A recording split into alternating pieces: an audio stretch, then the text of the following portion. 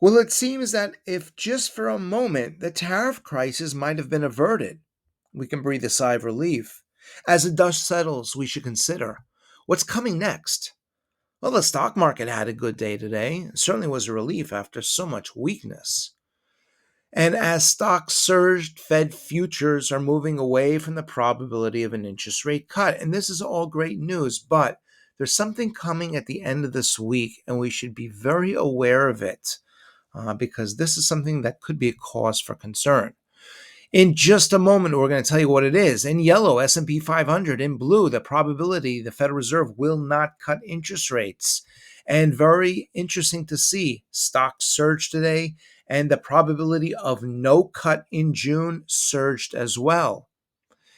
Here we see in red, this is the daily change. That huge red bar to the upside shows us how much we've moved for the June meeting away from the probability of an interest rate cut.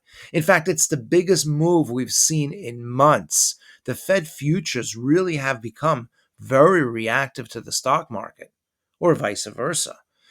Now, in yellow here, we see the probability that the Fed will not cut interest rates. That's no change. This is over the past month or so. What's very interesting to note is that if we erase the past couple of days of crisis, we're right back to where we started. On April 3rd, we had a 21% chance of no change in interest rates. That's in yellow. Well, currently we stand at 27%. In terms of the Fed funds futures, it's almost as if this crisis didn't occur. In terms of the Fed decision probabilities over the next couple months, in May, we have an 80% chance of no cuts. In June, we have a 60% chance of a quarter point cut. In July, we have a 44% chance of a half a point cut.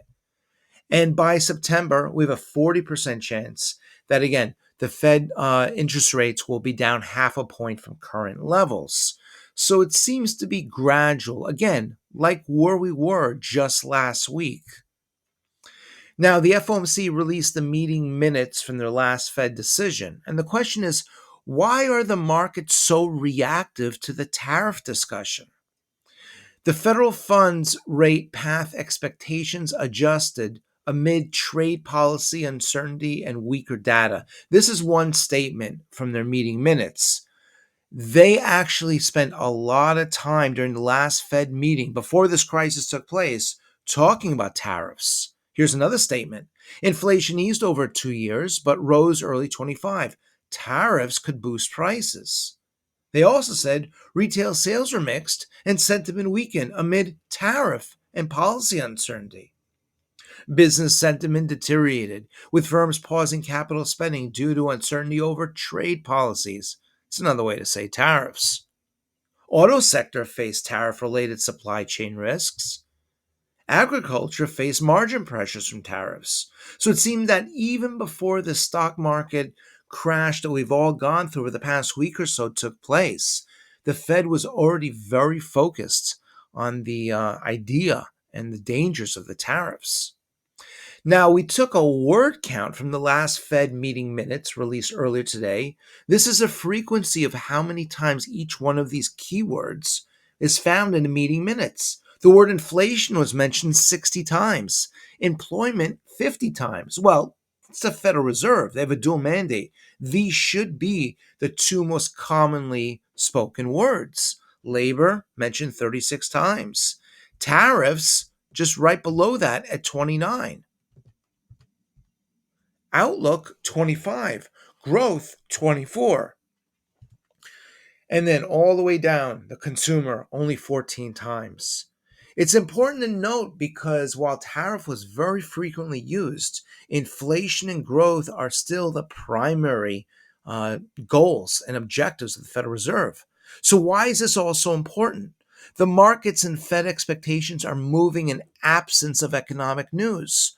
All of these swings in the Fed funds futures and the stock market moved without any major economic news. It was only tariffs driving these changes in the markets. But we have economic news coming up. The consumer price index, that's on Thursday. The producer price index, that's on Friday. Now, based on the meeting minutes and what we know from the Federal Reserve, they're kind of stuck in a quandary. They can't cut interest rates because there's, in their own words, there's still a looming threat of inflation.